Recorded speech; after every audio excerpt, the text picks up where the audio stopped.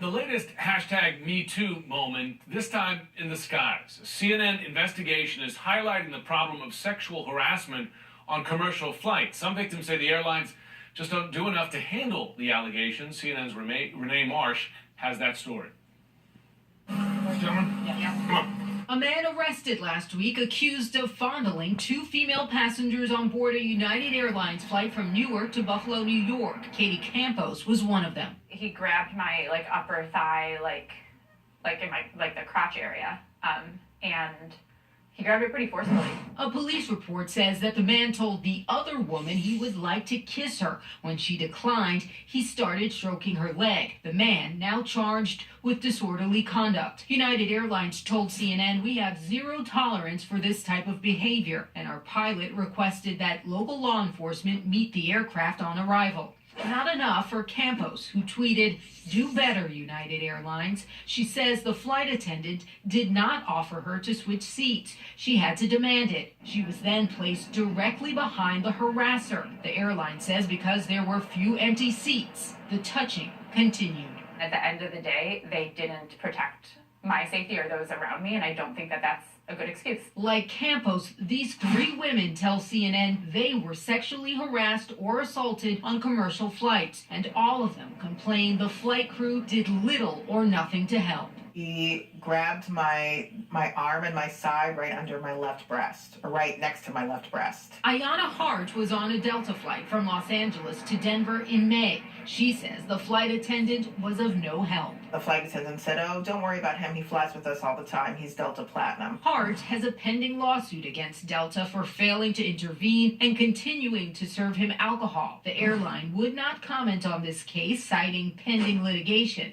but said it takes these incidents seriously and with law enforcement investigates them. I was dozing off when I felt a hand in my crotch and realized that the man next to me was grabbing my crotch. Allison DeVladze filed a complaint with Delta after her flight from Seattle to Amsterdam. There was not a clear procedure for what they should do. They asked me what I wanted them to do. A month later, she received an email saying it's not fair when one person's behavior affects another, and as a goodwill gesture, offered her 10,000 miles. If somebody reports a crime to an airline, that it should be flagged. It should not be treated as if it's lost luggage. The airline told CNN, "We continue to be disheartened by the events Ms. DeVladze described." He started to touch my leg, stroke my leg, tickle it. Jennifer Rafian was on a flight from Newark to Phoenix. She too says the flight crew did not move her away from her harasser.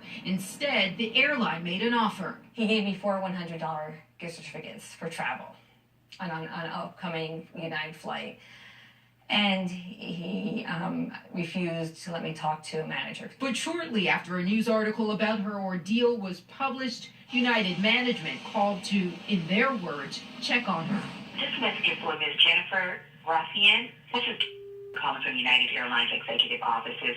I can't even imagine, what you went through when you were on the flight with the gentleman sitting next to you. At thousands of feet in the air, you can't call for help. You can't remove the problem. Sarah Nelson is president of one of the world's largest flight attendant unions. In my 22 years as a flight attendant, I have never taken part in a conversation in training or otherwise about how to handle sexual harassment or sexual assault. The union surveyed nearly 2,000 flight attendants. 1 out of 5 said they've received a report of a passenger sexual assault, but law enforcement was contacted less than half the time. CNN reached out to all of the major U.S. airlines and the industry trade group that represents them. None agreed to go on camera, but all released statements with a similar message. Passenger safety and security is their priority, and they say flight attendants are trained to handle these incidents, but none gave a detailed explanation of the policies or guidelines. No federal regulatory agency tracks how many mid-air sexual assaults happen nationwide, but the FBI does track how many it investigates. Federal data shows a 66% increase from 2014 to 2017. The FBI says it's unclear what's behind the rise, but what is clear for these women, flight crews need to do more, because at 30,000 feet, there's no escape.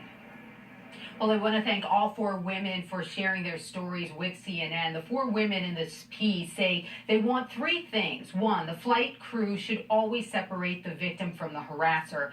Don't allow drunk people on flights. Alcohol played a role in a lot of these cases. And 3rd, call law enforcement to report these cases upon landing every time. They also advise try to avoid the middle or window seat if possible. Sitting in the aisle allows an easier getaway if necessary. And we also want to point out there are several lawmakers, Jim, who've been pushing for legislation that would beef up flight crew training and mandate better tracking of these incidents. Jim? That's an alarming story, Renee Marsh. Thanks very much.